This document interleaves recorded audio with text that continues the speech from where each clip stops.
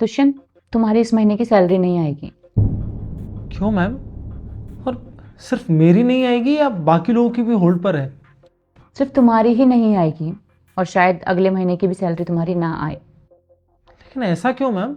मैं अपना बेस्ट दे रहा हूँ, मैं अपना पूरा काम कर रहा हूँ, और ये किसने डिसाइड किया है? मैंने डिसाइड किया है। और हाँ, तुम्हारे पास सिर्फ 2 महीने हैं। इन 2 महीनों में अपने लिए कहीं और जॉब ढूंढ लेना। मैम आप ऐसा क्यों कर रही हैं? मुझसे कुछ गलती हुई है क्या? मैम मैं अपना काम तो अच्छे से कर रहा हूँ।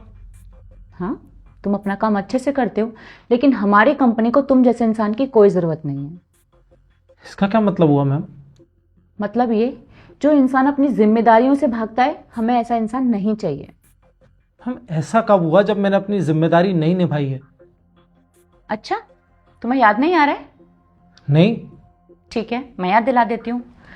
2 दिन पहले तुम्हारी मम्मी आई थी ना ऑफिस के बाहर तुमसे मिलने के लिए। बेटा, हमने तुझे कितने फोन किए, तूने मेरा एक भी फोन नहीं उठाया। मैं वहां भी गई थी जहां तू रहता था, लेकिन पता चला तूने वहां से भी खाली कर दिया।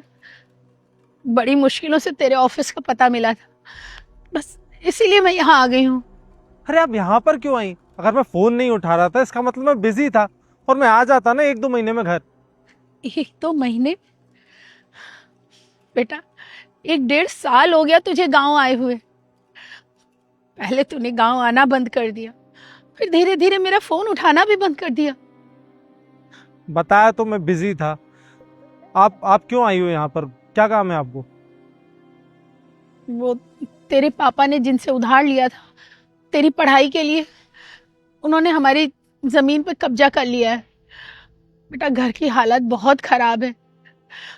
जैसे तैसे करके हम गुजारा तो कर रहे हैं। तूने तो कहा था कि तेरी नौकरी लग जाएगी तो तू उनका उधार वापस कर देगा। अब तो तेरी अच्छी नौकरी लग गई है, तो तू उनका उधार वापस कर दे, ताकि वो हमारी जमीन वापस कर दे और हम उस पर खेती बाड़ी करके अपने घर का गुजारा कर लेंगे। बेटा, अरे मेरे पास नहीं है कोई पैसे, और मैंने थोड़ी कहा था कि मेरी पढ़ाई के लिए उधार लो। और ये तो माँ बाप का फर्ज होता है बच्चों को पढ़ाना। ये तू कैसी बातें कर रहा है बेटा? एक तू ही तो हमारी उम्मीद है, और अगर तूने भी हमारा साथ नहीं दिया तो हम तो जीते जी मर जाएंगे। अरे माँ, तो मेरे पास नहीं है ना पैसे। अब वैसे भी 20,000 मेरी सैलरी है, 12,000 रेंट पे चले जाते हैं, 3,000 ऑफिस आने जाने में, 5,000 में खर्चा निकाल रहा हूँ अपना। अब मैं फोन उठाकर क्या बोलता कि नहीं है मेरे पास पैसे? मैं भी गांव आना चाहता हूँ, लेकिन वहां लोग मेरा मजाक उड़ाएंगे कि शहर में 20,000 की जॉब कर रहा है। यहाँ से जब मैं 1 साल बाद बदलूंगा तो मेरे पैसे बढ़ जाएंगे, तब मैं सारा उधार चुका दूंगा। अभी अगर आपको चाहिए ना तो ये 2,000 है मेरे पास, ये रख लो आप। आज 12 तारीख है, अब 2,000 ही बचे मेरे पास, पूरा महीना इसी में निकालना है। बेटा, तू इन हालातों में यहाँ रह रहा है, तूने कभी बताया क्यों नहीं? और रखिए पैसे अपने पास, ये तेरे काम आएंगे। और बेटा, चिंता मत कर, तेरे पैसे बहुत जल्दी बढ़ जाएंगे। कभी कभी बेटा घर आ जाया कर, तेरी बहुत याद आती है हमें। हमारा फोन भी उठा लिया कर बेटा। उठा लूंगा माँ, बस इसलिए नहीं उठा रहा था कि क्या जवाब दूंगा आप लोगों को। तुझे जवाब देने की कोई जरूरत नहीं है बेटा, अभी हमारे हाथ पैर सलामत है। हम कोई भी मजदूरी करके अपने घर का खर्चा चला लेंगे। बस तू अपना ध्यान रख बेटा। ठीक है माँ, आपको बस स्टैंड तक छोड़ने चलूं? नहीं नहीं, मैं चली जाऊंगी, तू अपना ध्यान रखना बेटा। ठीक है माँ। हाँ, बचा लिए, पैसे हटने इनको बस बेटे से। तो 20,000 सैलरी है तुम्हारी? बोलो, कितनी सैलरी है तुम्हारी? 90,000। तो तुमने अपनी माँ से झूठ क्यों बोला? इतने बुरे वक्त में तुमने उनका साथ क्यों नहीं दिया? हम उन्होंने मुझसे पूछे थोड़ी कर्जा लिया था जो मैं भरूं। तुमसे पूछ के उधार नहीं लिया था, लेकिन लिया था तुम्हारी पढ़ाई के लिए था ना। अगर उन्होंने उधार नहीं लिया था तुम आज पढ़ चुके होते।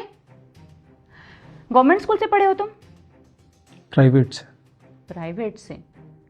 उन लोगों ने अपनी हैसियत से बढ़कर तुम्हें इतने अच्छे स्कूल में पढ़ाया कि हमारा बेटा बड़ा होकर एक बड़ा अफसर बनेगा, अच्छा इंसान बनेगा। जो जिंदगी उन्होंने जी वो नहीं चाहते थे कि वो जिंदगी तुम जियो, इसलिए उन्होंने तुम्हें पढ़ाया। अगर उन्होंने तुम्हें नहीं पढ़ाया होता तो क्या आज तुम इस पोस्ट पर होते? जो ये सैलरी तुम ले रहे हो वो सैलरी तुम ले पाते? जो ये लाइफस्टाइल तुम कैरी कर रहे हो लाइफस्टाइल तुम कैरी कर पाते? असल में ना इस लाइफस्टाइल के असली हकदार ना तुम्हारे माँ बाप है, जिन्हें तुम भूल चुके हो। उन्होंने तुम्हें शहर भेजा कि शहर में जाके बेटा अच्छी जॉब करेगा, लेकिन बेटे को जॉब मिलते ही वो तो माँ बाप को भूल गया। दुष्यंत, अगर तुम चाहते ना इन सालों में वो पैसा चुका सकते थे जो उन्होंने तुम्हारी पढ़ाई के लिए लिया था, लेकिन तुमने ऐसा नहीं किया। क्यों? चुका सकते थे या नहीं चुका सकते थे, बोलो? चुका सकता था मैम। तो फिर क्यों नहीं लौटाए तुमने वो पैसे? तुम्हारे माँ बाप ना आज भी इसी इंतजार में है कि हमारा बेटा आएगा और आकर हमारी लाइफ सुधारेगा, लेकिन बेटे ने तो अपनी लाइफ सुधार ली और वो उनको भूल चुका है। दुष्यंत, जब तुम्हारी माँ आई थी ना, उनकी आंखों में एक उम्मीद थी कि मेरा बेटा सब कुछ ठीक कर देगा। सोचो उनको ये सब पता चलेगा, क्या बीतेगी उन पर? अगर भगवान ना करे उनको कुछ हो गया तो उसका जिम्मेदार कौन होगा, बोलो? मैम मुझे माफ़ कर दीजिए, मुझे पता नहीं क्या हो गया था। मैं सिर्फ अपने बारे में सोच रहा था। मुझे लगता था कि माँ बाप अपना गुजारा खुद कर लें, मुझे बस अपनी लाइफ अच्छी करनी है। मैम थैंक यू, आपने मेरी आंखें खोल दी, और सॉरी मैंने ये सब किया। दुष्यंत, माफ़ी मुझसे नहीं, माफ़ी जाके अपने माँ बाप से मांगो, क्योंकि वो तुम पे बहुत भरोसा करते हैं, और अगर वो भरोसा टूटा ना तो वो तुम्हें कभी ज़िंदगी में माफ़ नहीं कर पाएंगे। मैं नहीं टूटने दूंगा। मैं संडे को जाकर सारे पैसे चुका दूंगा और ज़मीन भी छुड़वा लूँगा।